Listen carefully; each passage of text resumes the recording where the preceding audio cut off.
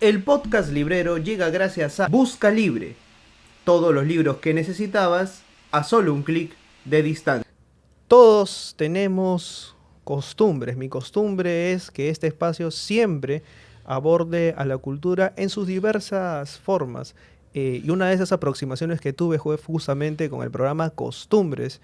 Su conductora era Sonalí Tuesta, que me acompaña el día de hoy. Sonalí, bienvenida al Buen Librero. Muchas gracias, muchísimas gracias. Bueno, contenta de estar aquí contigo y de poder conversar de las costumbres y de otras cosas más, obviamente. Voy a parafrasear a tu programa, las costumbres. ¿Cuál es esa costumbre que no has perdido a lo largo del tiempo?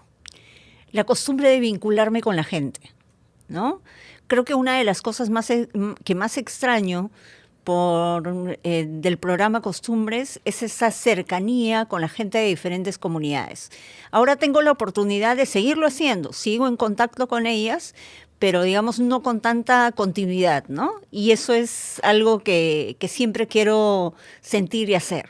Ahora, es extraño, ¿no? Porque cuando uno ve televisión, estamos hablando de que el programa empieza hace un montón de... ¿Cuándo empieza el programa? Comienza el año 2000. El año 2000, sí, o sea, justo sí. Es ese pivot tecnológico de cambios, exacto, ¿no? Mundo analógico, digital, en que literalmente creo que las personas asimilamos a los personajes de televisión como parte de nuestra vida diaria. Sí. ¿Sientes que eso te acercó bastante a la gente? Sí, totalmente, totalmente. O sea, lo que pasa es que además Costumbres era un programa de momentos especiales, ¿no? Ese momento de la comida, el momento del baile, de la danza, de la procesión. Entonces tenía yo allá gente con la que me encontraba en ese momento que estaban viviendo su máxima alegría. Entonces eso siempre queda no solo en la memoria, sino en el corazón, ¿no? Entonces se recuerda siempre. Y eso creo que ha seguido manteniendo esa relación que hasta hoy sigo teniendo, ¿no? Hay dos cosas que me parece hacen disruptiva la aparición de Costumbres y que permanezca 20 años al aire. O sea, qué añoranza. O sea, sí. Que un programa cultural dure 20 años, sí. Hoy en día sería pues algo heroico, ¿no? Exactamente. Pero las dos cosas que te quería mencionar, nosotros veníamos acostumbrados a los reportajes de Alejandro Guerrero en Canal 5, en ese tiempo. Y además a una personalidad masculina, que lo hiciese una mujer y que se metiese a rincones del país a los que nadie había pensado donde podía estar algo que de pronto podía llamar la atención, era disruptivo para mí, ¿no? Entonces te quería preguntar, ¿cómo es que nace la idea de Costumbres y cómo es que empiezas a bosquejar lo que sería este programa que duraría 20 años, ¿no? Claro, al principio yo trabajaba en un periódico, escribía notas sobre ciudad, escribía notas sobre Lima, hacía algunas crónicas, y en ese camino se me ocurrió que podíamos hacer, bueno, no se me ocurrió, el encargado de turismo, de la página de turismo, finalmente ya no fue, entonces yo me dediqué a escribir las notas de turismo, pero sin viajar, ¿no? Entonces yo leía algunas cosas, ponte de Ica, imaginaba mi recorrido y lo escribía, ¿no? Porque no había presupuesto. Entonces, después de eso se me ocurrió que podría haber un suplemento dominical que se llamara Costumbres y que hable del Perú a través de la gente, ¿no? Que hable de la fiesta, que hable de la artesanía, de la comida, etcétera, ¿no? Pero si bien me aceptaron la propuesta, finalmente nunca se llevó a cabo, ¿no? Y de ahí surge una posibilidad en la televisión con el canal 57 de UHF, imagínate. UHF. UHF, sí, que te ponías tu antena de conejo y todo. De vuelta a los 90, literalmente. Sí, claro. Y entonces ahí piden una propuesta de televisión, entonces yo cambio ese suplemento, dejando la esencia, lo cambio a un programa de televisión, ¿no? Yo al principio no lo iba a conducir, luego tuve que asumir eso porque no encontramos a nadie que lo haga. ¿Inicialmente había algún nombre pensado para ese programa? Costumbres, siempre No, o sea, me refiero a un nombre de conductora o de conductor. No, era buscar una conductora, pero no sabía cómo, y como había tanta premura porque salgan los programas, porque en realidad necesitaban llenar pantalla, entonces tuve que asumir yo ese rol, ¿no? Entonces, eso duró algunos meses, el canal cerró y yo pensé que mi faceta televisiva había terminado, ¿no? Pero luego surgió otra oportunidad en el entonces TNP, Televisión Nacional del Perú, que es el Canal 7 ahora, el TV Perú, y presenté la propuesta. Entonces les gustó la propuesta y ahí es cuando sale, ¿no? Exactamente sale el 25 de julio del año 2000, sale la primera emisión en Canal 7 y sale dedicado a un pueblo que se llama Huálidas, que queda en Ancash, y la historia era sobre, es bien interesante la historia, ¿ya? Porque es la madre de las cosechas, pero son dos vírgenes que están abrazadas. O sea, es una imagen que yo no he vuelto a ver en otro lado. O sea, la figura que sacan en procesión es una mujer abrazando a otra, ¿no? Y ese fue el primer programa. ¿Y por qué elegiste ese destino específicamente? Lo elegí en realidad porque había calendarios, había un calendario festivo que había hecho la Católica, y de acuerdo a lo que teníamos que viajar nos alcanzaba como el tiempo para comenzar ahí, ¿no? Que era la primera semana de julio. Entonces por eso fui, no fui por más otra cosa, ¿no? Fui deslumbrada por algunas cosas, pero obviamente que cuando llegué yo no era una persona que nadie conocía, era una persona que nadie conocía, y fue ir armando la historia ahí de manera intuitiva, ¿no? Entonces yo he regresado a ese lugar 10 años después y ha sido otra la historia, ¿no? Ahora, uno piensa ahora pues en canales de YouTube, en internet, hay muchos canales de viaje, muchísimos, y yo digo, pucha, Sonalí se adelantó a ellos, o sea, 20 años antes, o sea, viajando a lugares que podrían parecer imposibles. Aquí yo también hago, de repente, un mea culpa con el tema del turismo, ¿no? Porque el turismo siempre nos presenta los mismos lugares, quizás nos presenta ahora también las opciones de turismo de aventura, turismo vivencial, pero Costumbres recorrió básicamente todo eso y desde un ángulo personal en el que tú resaltas justamente el tema crear historias, ¿no? Exacto. Eran historias y eran vínculos, ¿no? O sea, yo no podía contar una historia sin la gente, por ejemplo, ¿no? O sea, era la gente la que me decía por qué creía en algo, o por qué estaba bailando, o por qué el detalle de su traje, o por qué cantaba, ¿no? Cuál era la historia, tal vez de fundación de su pueblo, y en base a eso, vivencialmente, se creaba la historia, ¿no? Entonces no había nada, había obviamente un pregón, que es la temática, va a haber la misa, la antevíspera, la serenata, qué sé yo, pero digamos, los encuentros con la gente, eso no estaba planificado, ¿no? Entonces yo bailaba cuando la gente me invitaba a bailar, ¿no? Y obviamente de las sensaciones del programa siempre fue la parte culinaria, ¿no? Entonces la gente me decía, ¿cómo comes? Y salía 30 segundos comiendo y decían, ¿cómo comes? Y no sé cuánto, y realmente te lo terminas. O sea, mucha gente que me ha encontrado, eso es lo que me pregunta. Me encuentra y me pregunta, ¿realmente comías todo eso? ¿No? Bueno, hay todo un equipo de producción también dispuesto claro, a comer el plato, ¿no? Exactamente, exactamente. Pero, por ejemplo, la comida es algo que nos une, ¿no? Sí. Y siento que en varias partes del país rechazar un plato de comida es rechazar la invitación al lugar también, ¿no? Sí, lo que pasa es que la comida es una forma de comunicación y la comida es una forma de homenajearte. Entonces, si tú dices que vas a llegar, te preparan comida. Entonces, imagínate esa bienvenida con un plato determinado y que tú le digas que no quieres. Entonces, es muy doloroso, ¿no? Entonces, sí se rompe un vínculo ahí, ¿no? Yo sí considero que para mí la comida siempre me ha servido para conectar, ¿no? La manera, oye, ¿qué hierbita le has echado? Que está tan rico, ¿y qué cosa es esto? ¿Y cómo le has hecho la mezcla? Y eso te permite una conversación, ¿no? Una conversación que resalta un poco el saber de la gente, ¿no? Entonces yo recuerdo muy bien, por ejemplo, en Colcabamba hace muchos años, fuimos con un grupo de viajeros, ¿no? Entonces una de las señoras que era la anfitriona, Cipriana, decía, hace mucho que nadie me dice que mis tortillas de zapallo son ricas. ¿Tortilla de zapallo? Sí, son ricas, por ejemplo. Y eso la hacía sentir a ella muy bien. y contarles cómo le preparaba, para ella era muy especial, ¿no?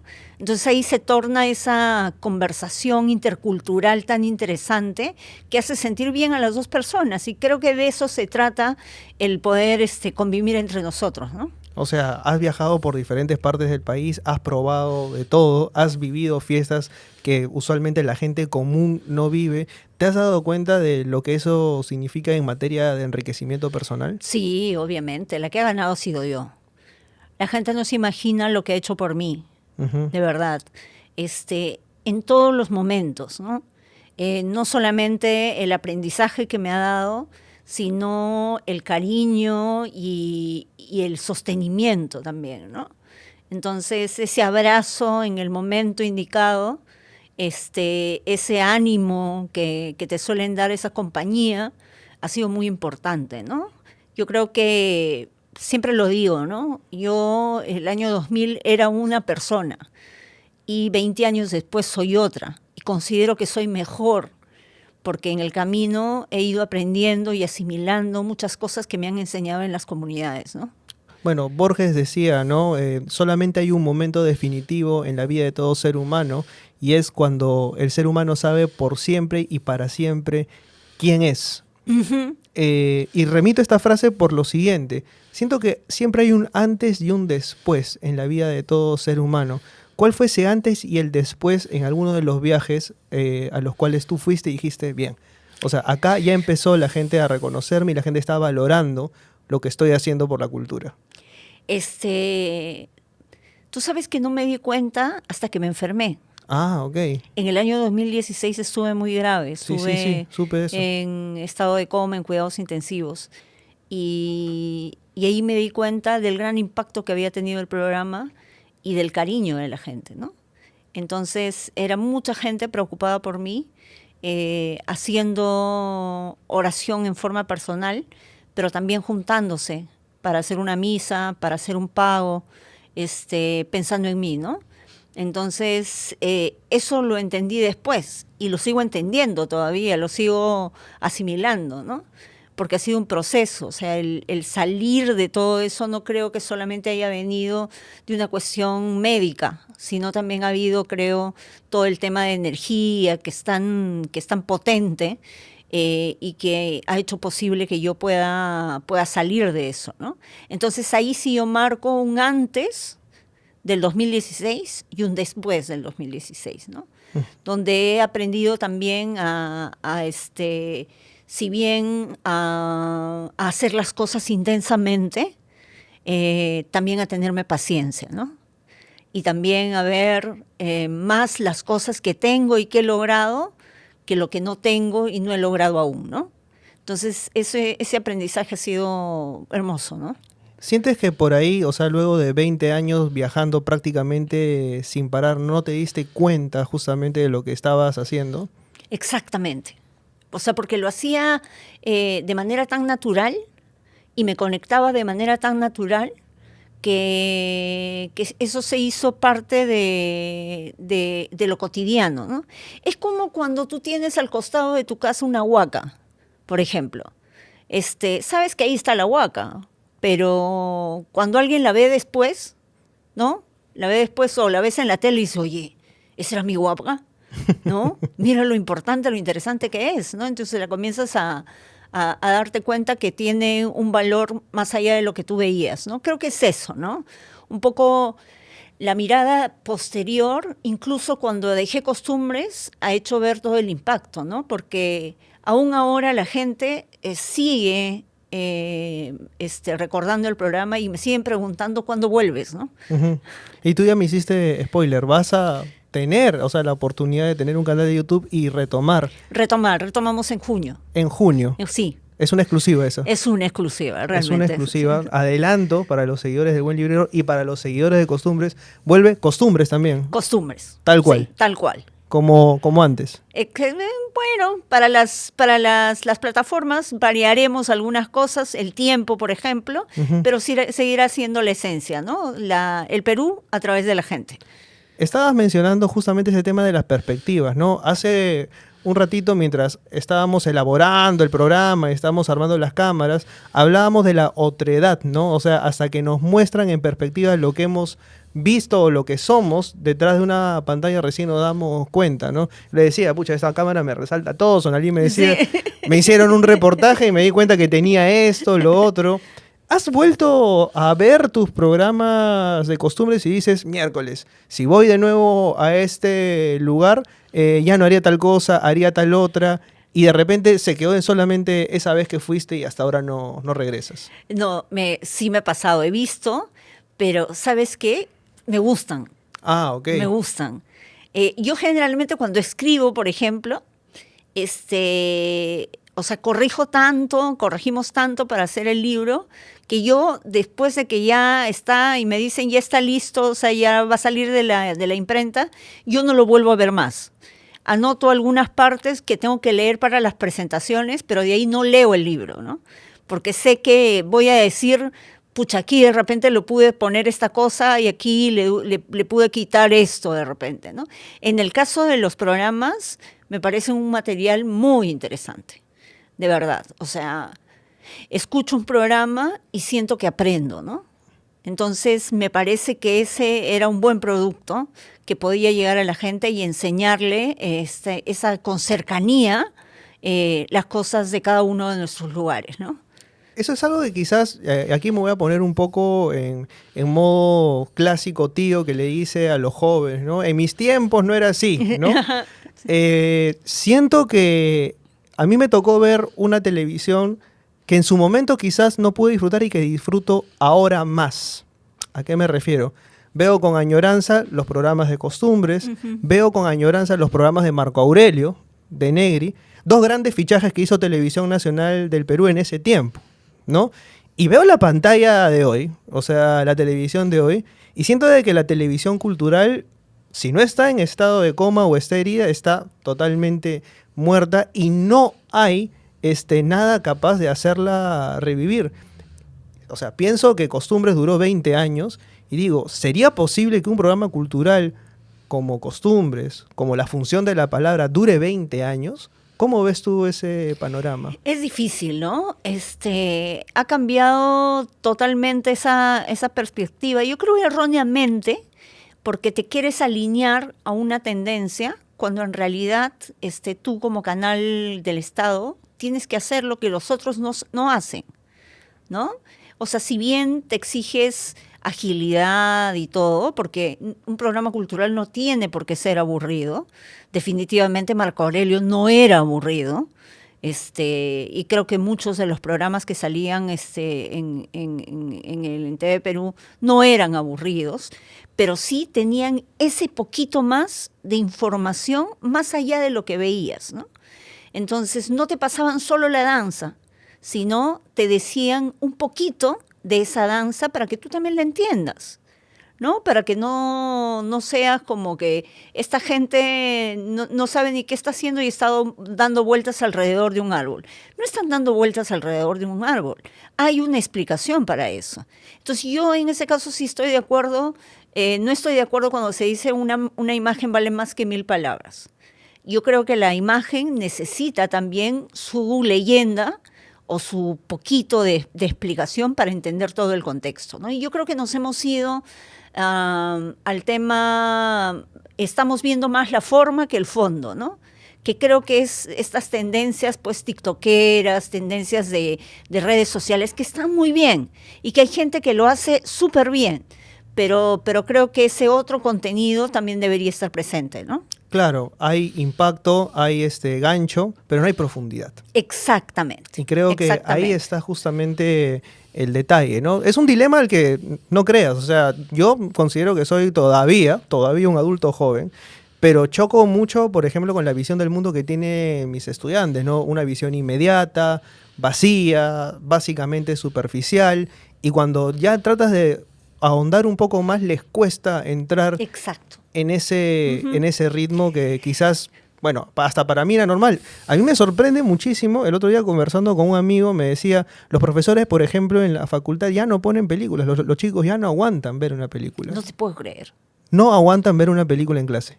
Imagínate. Porque ahora la ven en TikTok y claro, en TikTok la película se corta a los 10 minutos y es parte 2. Y se leen los comentarios y todo el asunto. Es como que hay un sentido de interacción diferente al que en algún momento tuvimos, ¿no? Claro, toda esa dinámica que se da ahí se ha pasado a todos los niveles, ¿no? Incluso a la vida cotidiana, ¿no? Entonces, pero exigir, digamos, profundidad también implica usar esas formas para lograr ser profundos también, ¿no? Yo creo que, por ejemplo, en la televisión hay muchos programas exitosos que tienen una gran audiencia y que estoy segura que sí los verían si es que pondrían algo un poquito más. Nadie les pide, pues, que sean Marco Aurelio de Negri, ¿no? Pero sí dando un poquito más que pueda hacer posible que también a partir de esos contenidos podamos generar pues conversación, generar otro tipo de cosas que nos ayuden un poco a avanzar también como sociedad, ¿no? Ahora, ¿tú crees que el apellido cultural o el apellido educativo automáticamente genera en la cabeza de la gente un estigma? Ok, listo. Vamos a preparar el somnífero y viene automáticamente algo tremendamente aburrido, cuando en realidad no. O sea, hay que saber apreciarlo y, bueno, encontrarle justamente el sentido. Yo creo que... Pero hay una hipocresía también, ¿ah? A ver. Déjame decirte, en el sentido de la gente, cuando tú le preguntas, hay gente que te dice, no, que faltan programas culturales, que no sé qué, que no sé cuánto, ¿no? Dice que esos programas basura y toda la cosa. Claro, salen los programas culturales y no los ven. Exactamente, yo diría, claro, métete una maratón de Marco Aurelio de Negri, Claro. 8 horas, duermes a medio país. Claro. O sea, porque O sea, claro, no- tiene que haber una predisposición a, ¿no? Claro, y eso es formación. Exacto. Como en el cine, por ejemplo, ¿no? En el cine, nos quejamos, por ejemplo, que la gente no va a ver un documental. O sea, estuvo Misión Kipi, mi película documental en cartelera y duró 2 semanas, ¿no? Entonces la gente no fue. O fue poca gente. Entonces, pero no hay formación de público también, pues. No hemos logrado que desde los colegios aprendamos a ver cine y tengamos el interés para ver, además de ficción, películas documentales, ¿no? Entonces, hay una formación que está pendiente. Entonces, si no logramos acercar ese cine a los jóvenes, también no vamos a tener en poco tiempo nuevas generaciones que también consuman esas películas, ¿no? Y es algo que me decía en su momento Jorge Eslado, ¿no? Fíjate cuánto tiempo tiene el cine y hasta el momento no ingresa a las escuelas como algo que puede ser provechoso. ¿O qué es lo que pasa? Muchos profesores lo usan como medio para evaluar, ¿no? Sí. No para disfrutar, no para apreciar. Hay un sentido estricto de la educación, me parece, orientado hacia lo utilitario, ¿no? Exactamente. O sea, si es que esto no te sirve para algo, no es funcional para algo, entonces no, lo dejamos de lado. Pragmatizamos todo y corremos, ¿no? Claro, y tiene que haber un disfrute también, ¿no? Entonces, sí la tenemos difícil, ¿no? Porque además lo cultural dentro de los escenarios políticos que siempre tenemos es lo menos importante, ¿no? Y se nota así cada vez más. Entonces, transformaciones, digamos, desde políticas es bien difícil. Entonces ya queda un trabajo desde nosotros para poder generarnos nuestros propios públicos, nuestra propia forma de trabajar artísticamente, ¿no? Entonces yo lo que estoy haciendo ahora es crear una ruta para Misión Kipi, para mi película, para que pueda llegar a más gente, ¿no? O sea, si ellos no vienen a ver mi película, yo les voy a llevar la película, ¿no? ¿Y cuál va a ser esa ruta? La ruta es, primero, estoy buscando las salas alternativas que existen en el Perú, que hay en diferentes regiones, en diferentes ciudades. luego las universidades, luego colegios también que puedan tener las condiciones para poder transmitir la película, y luego para ir a las comunidades ya llevar como cine itinerante, ¿no? O sea, conseguir el apoyo para poder tener la pantalla inflable, el proyector, etcétera, y cargar con todas las cosas e ir a presentar la película por allá. O sea, literalmente vas a hacer la de los hermanos Lumière a inicios de siglo. Exactamente. O sea, llevando tu película cine por cine. Exactamente. Y lugar por lugar, ¿no? Y tratando de explicarles y todo eso, y quizá ya en una segunda experiencia, digamos, el escenario sea distinto, ¿no? Pero ahí está formando público, pues. Exactamente. Eso es. Te mencionaba, o sea, el apellido y la forma de Marco Aurelio de Negri, o sea, porque es quizás uno de los referentes que también tengo cercanos. De hecho, siempre hablamos de él en Dudas Eternas, ¿no? Y decimos, bueno, era uno de los autodidactas más conocidos, ¿no? Pero ¿cómo era trabajar con él? Me estabas mencionando algunas cosas fuera de cámaras. Bueno, lo veíamos siempre en momentos especiales del canal, o en reuniones que teníamos que tener todas las personas que salíamos en televisión, ¿no? Salíamos en pantalla, digo. Entonces, era muy parco y obviamente escogía el momento en que quería decirte algo, ¿no? Y bueno, era su forma de ser. Y finalmente también para cada uno de nosotros era un honor estar a su lado y escucharlo al menos en lo que nos podía decir, ¿no? ¿Alguna anécdota con él? No, básicamente no. Siempre ha sido en estos momentos nada más y obviamente, además a mí siempre que iba de viaje me preguntaban por él. ¿Ah, sí? Era interesante, en provincia lo veían mucho. Interesante, sí, ¿no? Sí. Eso habla pues de justamente lo que te decía, ¿no? A ver, por ahí, o sea, las personas que no tienen internet siguen consumiendo televisión nacional o consumen radio. O sea, esta cuestión de creer que el internet va a cambiar absolutamente todo, en muchas regiones del país no llega la señal de internet por las mismas cuestiones geográficas que tenemos, y la televisión sigue siendo un medio importante para ellos, para ellas. Y si tenemos básicamente la misma programación, que la programación se parece, se siguen las mismas tendencias, justamente apelamos a lo que el mismo Marco Aurelio en algún momento llamó la extorsión del contenido. O sea, te obligan a ver lo mismo. O sea, no es que tú quieras, sino que es lo que hay. Es lo que hay, sí, pues. Y de ahí te dicen qué es lo que le gusta a la gente, ¿no? Esa es la justificación. Entonces, como te decía también, llega un mensaje uniforme, ¿no? Entonces ya en nuestras ciudades, en todo nuestro país, estamos viendo lo mismo. Y estamos recibiendo el mismo mensaje, ¿no? Entonces, eso no es tan bueno, yo creo, ¿no? Porque yo sí creo en la diversidad, ¿no? Yo creo en la diversidad, creo que nuestra diversidad cultural tiene que aprender a abrazarse con cariño, ¿no? Y eso lo puede hacer, los pueden hacer los medios de comunicación, ¿no? Ahora, para mí la cultura es lo más importante de lo menos importante, justamente, sí, ¿no? Supuestamente es lo prescindible, pero en realidad si no conectamos con quiénes somos, siento que hay un terror o un pavor del ser humano por encontrarse a sí mismo, ¿no? Y hay un temor, sobre todo, aún más grande, y eso es lo que no me parece casual, de grandes grupos de poder que no quieren que la gente se encuentre con sí misma. La cultura es peligrosa. Sí, es peligrosa. Es peligrosa, definitivamente. O sea, debe haber un objetivo mucho mayor, ¿no? Para que las circunstancias se den de una manera, y no solo aquí, ¿no? Sino en muchos lugares del mundo, ¿no? Entonces, el hecho de tener más oportunidades, de poder acceder a más espacios, a más sabiduría, te hace una persona con la que no va a ser fácil tratar, ¿no? Entonces, que no va a aceptar las cosas tan fácilmente, ¿no? Entonces, que vas a tener que detenerla, pero de otra manera, ¿no? Y eso nos pasa. Lo hemos visto hace poco, ¿no? O sea, hemos llegado a situaciones complejas y difíciles justamente en este gobierno, ¿no?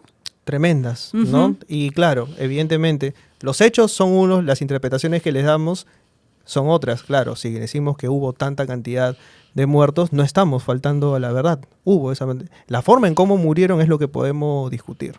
Y ahí hay un tema de fondo bastante importante, que tiene que ver justamente con la diversidad. Exactamente, porque quienes murieron son de poblaciones indígenas. ¿Y quiénes son los que no tienen justamente derecho a representación? O sea, ahí no estamos faltando la verdad, estamos diciendo... Estamos diciendo lo que es. Exactamente. Lo que es. Porque además es ese... Sucedió en provincia, ¿qué importa? Y luego nos preguntamos el por qué el país sigue teniendo las mismas grietas que tiene desde su formación como república. Exacto. ¿No? ¿Por qué no me entienden? Dices, ¿no? O sea, siempre nos decimos, ay, pero ellos no me entienden. No, tú te estás comunicando mal. A veces tenemos una mirada muy desde nuestros privilegios, ¿no? Sí, es terrible. Es terrible. Es terrible cuando... mira, yo he tenido una situación muy complicada, teníamos una situación muy difícil, la familia, cuando vivíamos en Chachapoyas, todos teníamos muchas limitaciones económicas, mi papá era profesor y todo, pero yo considero que he tenido privilegios, ¿no? He tenido privilegios. He tenido un padre que ha pensado en la educación, que estaba focalizado en eso y que hizo todo lo posible para que yo estudiara y mis hermanos también, ¿no? Y eso no lo tiene cualquiera. Entonces, ese privilegio a mí me ha dado la oportunidad de poder tener ciertas oportunidades. Quizá no tantas como me hubiese gustado, pero sí las tuve, ¿no? Y las aproveché. Pero hay gente que no tiene ninguna oportunidad. Y eso es un país totalmente desigual. Totalmente desigual, tú te das cuenta. O sea, te das cuenta, estás en una situación ante un pleito de una cosa determinada que podría ser inalcanzable para alguien, y hay otro que está peleando porque ¿qué va a comer hoy? O sea, ¿no? La diferencia es notoria. ¿no? Notoria. O sea, acá no es que el pobre es pobre porque quiere. Exactamente. Esa frase es una frase, o sea, atrevida, ¿no? Yo diría hasta insultante. Insultante. Sí, yo también la nombraría insultante, realmente. Porque estás viendo una realidad solamente desde tu perspectiva, hasta donde puedas mirar que es bien cerquita, ¿no? O sea, no te has dado la oportunidad de ver más allá. Yo siempre pongo un ejemplo del retablo, por ejemplo, ¿no? El retablo está cerrado primero y vemos unas puertas, digamos, con algunos colores, etc. Luego a distancia se abre y definimos quizá algunas cosas de adentro. De repente ella puede ser una mujer, de repente está haciendo flores, de repente está haciendo sombreros, no distingues mucho el color, ¿no es cierto? Y eso es cuando tú hablas del pobre es pobre porque quiere, y miras así. Pero cuando te acercas al retablo, te vas a dar cuenta que ese sombrero que tú creías es un chullo, ¿no? Esas flores son hierbas aromáticas. Entonces, ahí es donde entiendes cómo es la realidad, ¿no? Y esa realidad es muy distinta a la tuya, definitivamente. ¿Cómo le explicas, claro, a un chico que crece en una zona bastante alejada del país, que tiene las mismas oportunidades que alguien que crece en Lima, con universidades, con colegios y con una educación mucho más completa, que le va a disparar las oportunidades quizás a un porcentaje que ese otro chico no? Exactamente. Y el tema de la anemia, Lucina. Por ejemplo. Tenemos un problema de anemia en niños, creo, de 0 a 5 años, que es atentatoria con la razón, digamos, ¿no? Entonces ya esos niños tienen una desventaja. Notoria. O sea, ¿no? Y con eso no podemos hacer mucho. No puedes hacer mucho, pues. Entonces tendrías que ser... Por eso el abrazar tu diversidad cultural, el conocer, te hace empático, ¿no? Te hace empático. Y yo creo que esa empatía es importante, ¿no? Y creo que a pesar de todo lo que sucede, creo que es importante creer en que es posible vivir en comunidad, ¿no? Y abrazar un bien común, una cuestión de solidaria, de mirar al costado, mirar al otro, mirar atrás, a ver qué pasa también, ¿no? No solamente tener una cosa fija adelante, sino también mirar los otros lados para ver qué está pasando, ¿no? Sí, vivimos creo que tiempos de una positividad también extremadamente tóxica, ¿no? En el que si lo crees, lo tienes, y no, o sea, hay que ver también la posibilidad de que en el otro está también la posibilidad de crecer en conjunto, ¿no? Que si se beneficia uno, nos beneficiamos todos. Exactamente, yo creo que eso es real. Eso es real. El otro no es necesariamente tu competencia. No es. Y además hay una cosa que yo he aprendido de las comunidades y creo que eso ha sido lo más valioso, es la reciprocidad. Yo puedo hacer algo por ti, pero no necesariamente tú me lo vas a devolver. Va a haber otro momento en que alguien va a devolver esa acción que yo he hecho, ¿no? El hoy por ti, mañana por mí, que es el AINI, por ejemplo, es una práctica que la verdad se está perdiendo ya en muchos lugares del país, pero es una práctica de convivencia muy saludable, ¿no? Entonces, oye, yo te ayudo hoy en tu chakra, te hacemos el barbecho y todo, porque sé que cuando yo haga, tú también vas a ir, ¿no? Uh-huh. Y eso es una manera de convivir, ¿no? Estamos perdiendo eso, ¿no? Sí. O sea, creo que también tiene que ver esto que te estoy diciendo, ¿no? O sea, la competencia descarnada, entonces es como que yo destaco y soy yo, ¿no? Uh-huh. Hay un extremismo del yo. Me mencionabas hace un ratito a tu papá.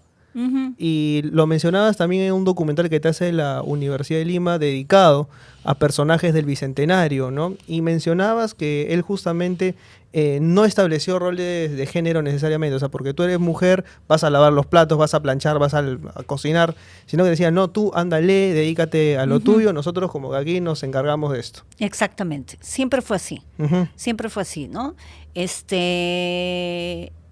Cuando yo iba a la universidad, a veces yo vivía en Puente Piedra, iba a la de Lima, me tenía que levantar o salir 5:30 de la mañana, ¿no? Entonces, wow. Él se levantaba y me acompañaba, pero antes él me preparaba el desayuno. En ningún momento llamaba a mi mamá, ¿no? Uh-huh. Él me preparaba el desayuno y me acompañaba, ¿no? Y siempre, cuando quería ayudarme, me decía, no, anda tú, yo voy a lavar los platos, ¿no? Uh-huh. Nunca me dijo que le sirva a mi hermano, que mi hermano era más importante o algo así, ¿no? Uh-huh. Siempre nos trató de manera democrática a todos, ¿no? Y eso es lo que aprendimos. Por eso para mí fue tan difícil cuando estuve en otros escenarios y esa situación no se veía, ¿no? Y a lo largo de mi vida, entender que es bien difícil ser mujer en el Perú, contrasta con lo que yo aprendí en ese momento, ¿no? O sea, por ejemplo, cuando viajaste pudiste comprobar eso también. Claro, podía comprobar, o sea, en el sentido de, por ejemplo, a veces yo quería que las señoras hablen, porque me parecían más interesantes que los varones, y me decían, no, me contaba toda la historia detrás de cámara y lo decía muy bien, y me decían, no, pero ahorita que hable mi esposo, ¿no? Que él sabe, él que hable, yo voy a hacer esto, ¿no? Hasta que ya debo haber insistido tanto con alguna de ellas que ya me aceptaban en momentos, ¿no? También fueron viendo quizá los programas y viendo que digamos, podían asumir ese rol, ¿no? Porque ya lo asumían fuera de cámaras. Además, todo se sostiene en base a la dinámica de las mujeres. Las mujeres son las organizadoras, las mujeres son las administradoras, son las que hacen posible que, por ejemplo, en este caso, las festividades funcionen, ¿no? Y hay festividades también que son típicamente masculinas, ¿no? Donde los roles principales están a cargo de los varones, ¿no? Por ejemplo. Justo acabo de estar en Cabanaconde, por ejemplo, en la fiesta del Solay, en la chacra, cuando se hace el tincacho, que es la ofrenda a los cerros y a la tierra, los hombres reciben, luego de hacer el trabajo de siembra y todo, ellos reciben primero la comida, por ejemplo, ¿no? O sea, cuando ellos terminan de comer, recién se les sirven a las mujeres. ¡Wow! ¿No? O sea, bien marcado. Bien marcado. Pero es interesante también, por ejemplo, los hombres están parados cuando comienza el ritual, mirando al hualcahualca, que es el apu que tienen, y las mujeres están arrodilladas, ¿ya? Venerando al mismo hualcahualca. Pero las encargadas de hacer esa ofrenda, o sea, las que son más importantes dentro de la chacra, son las mujeres, son otras mujeres. Tú sabes que eso también me mencionaba Charles Walker, o sea, cuando hablábamos de la importancia de Micaela Bastidas y Tupac Amaru, ¿no? Micaela Bastidas es quien organiza básicamente todo el presupuesto, la logística, que ayuda prácticamente a Tupac Amaru a ser quien fue, ¿no? La figura relevante, ¿no? Y me dice, y es así en muchas comunidades de la sierra aún hoy. Si tú quieres organizar una fiesta, habla con la mujer, no hables con el hombre, habla porque es quien sabe cuánto hay que invertir, cuánto de chicha, cuánto de maíz, cuánto de esto hay que invertir, y saben absolutamente todo, son grandes organizadoras, ¿no? Exactamente. Y hay también, obviamente, lideresas, ¿no? Que tienen mucha fortaleza y que se comen el pleito, ¿no?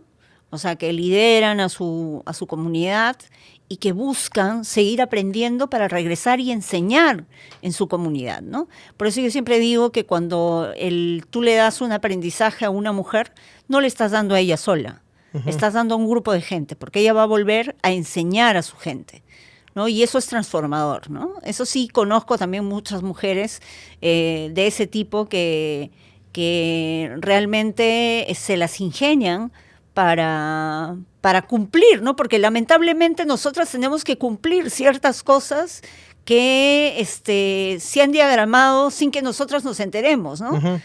Cuando la sociedad ha decidido por nosotras, ¿no? Como te decía, la sociedad te exige ser buena madre y ser buena profesional también, ¿no?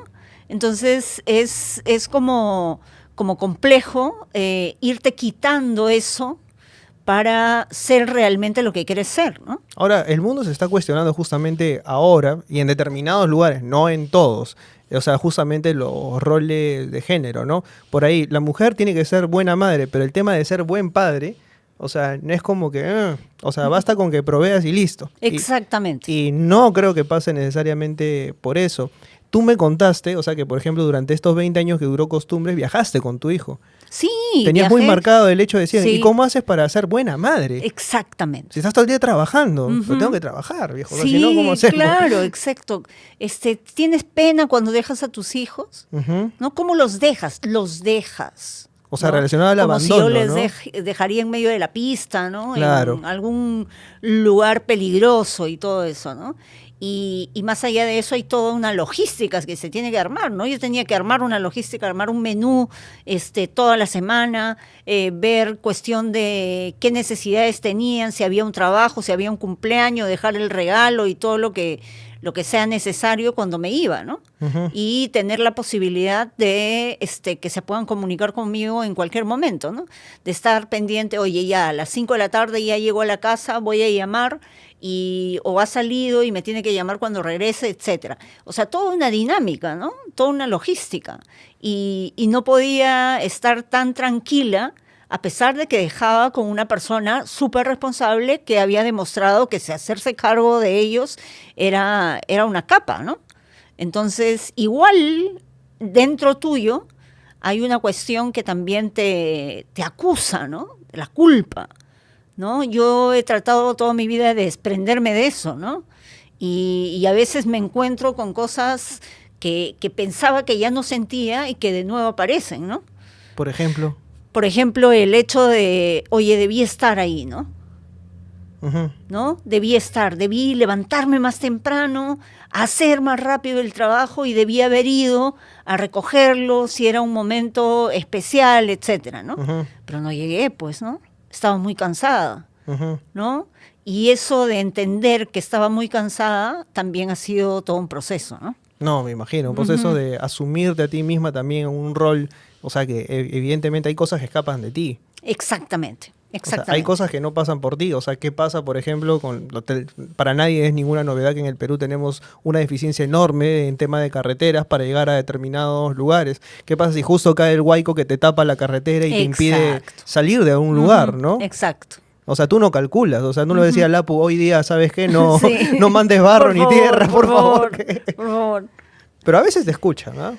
Sí, a veces sí. Te escuchan claro. siempre, creo, Yo ¿no? creo que sí. Yo me he creído y me sigo creyendo todas las historias, ¿no? Y hago realmente lo que la gente me dice. Oye, aquí Sonalí tienes que hacer un pago antes de entrar, hay que hacer el pago, ¿no?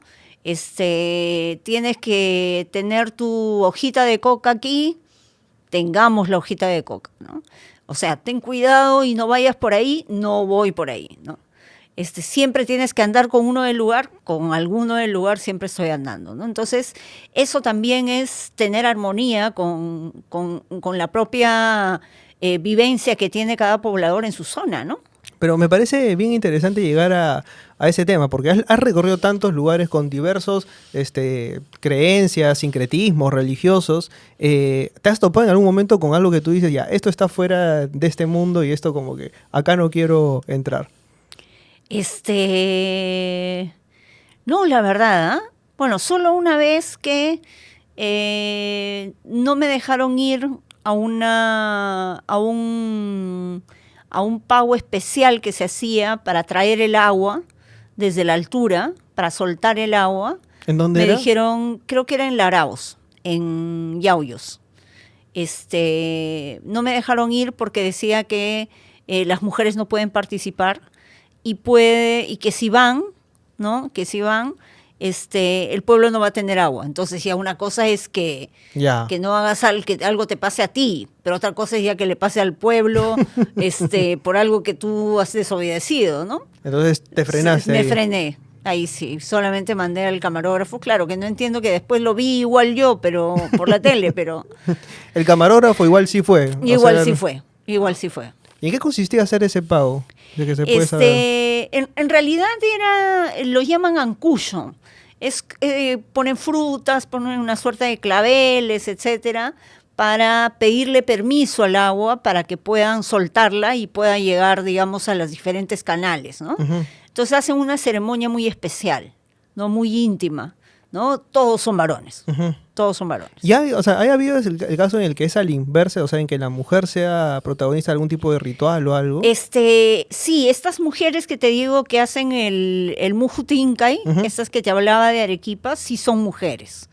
Las encargadas de relacionarse con las deidades y todo eso, ¿no?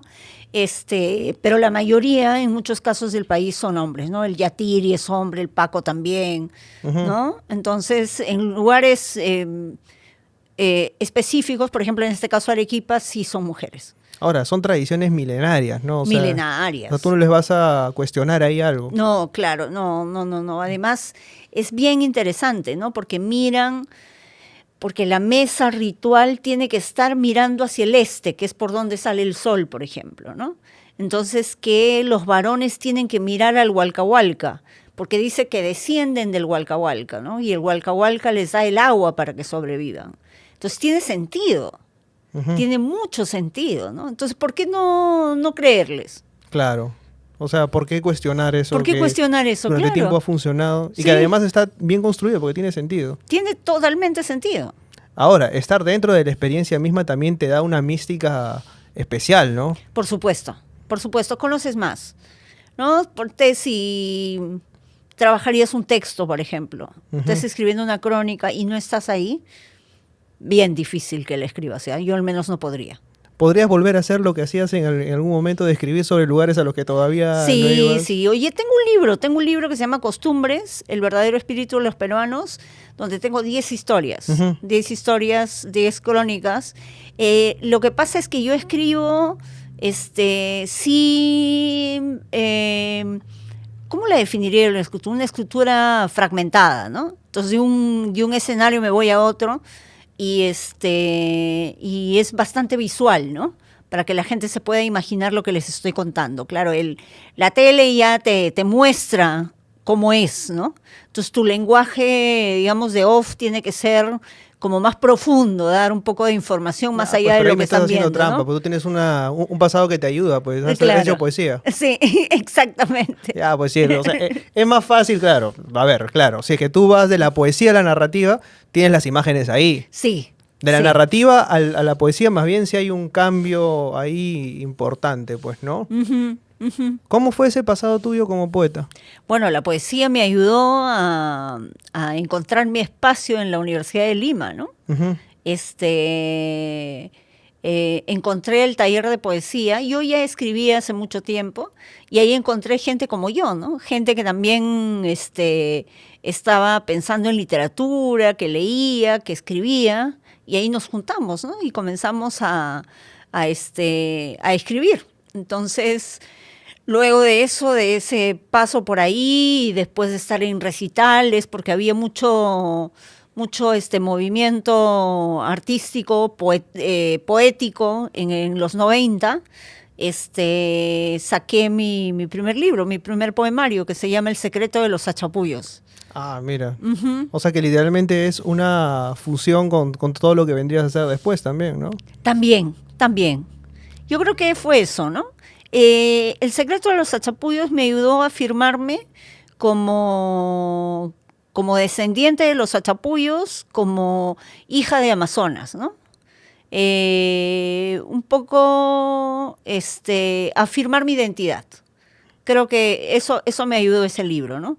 Por eso lo publiqué, ¿no? Porque quería que todos sepan que yo era de allá, que tenía muchas cosas de mi pueblo que me había traído viniendo a Lima, ¿no?